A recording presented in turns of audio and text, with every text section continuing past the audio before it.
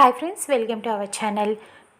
రామ్ సీత ఇద్దరు కూడా మహాలక్ష్మి చనిపోయాక ఇంట్లో అందరూ కలిసి ఒక డెసిషన్ తీసుకుంటారు. సుమతిని ఆఫీస్కి తీసుకొచ్చి చైర్మన్ సీట్లో కూర్చోబెడదానని నిర్ణయించుకుంటారు. రామ్ సీత ఇద్దరు కూడా ఇక సుమతిని ఆఫీస్కి తీసుకొని వస్తారు.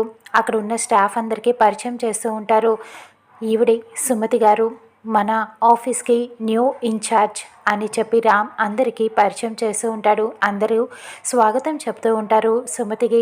ఇక తర్వాత మీ అందరికీ మహాలక్ష్మి మేడం ఎంతో, ఇప్పుడు ఈ సుమతి మేడం కూడా అంతే అని సీత అందరికీ పరిచయం చేస్తూ ఉంటుంది. ఇక సీత సుమతిని లోపల చైర్మన్ సీట్లోకి తీసుకువెళ్తూ ఉంటుంది.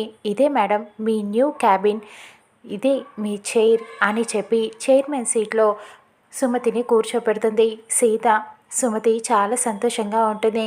సుమతి ఒకప్పటి తను ఆఫీస్కి వచ్చినప్పటిది అదంతా గుర్తు తెచ్చుకొని సంతోషపడుతూ ఉంటుంది. సీత సుమతితో ఇలా అంటుంది, అత్తమ్మ, ఇప్పుడు మిమ్మల్ని చైర్మన్ సీట్లో కూర్చోపెట్టాను, తర్వాత రేపు మామయ్య పక్కన భార్యగా నిన్ను కూర్చోపెడతాను అత్తమ్మ అని మాట ఇస్తూ ఉంటుంది.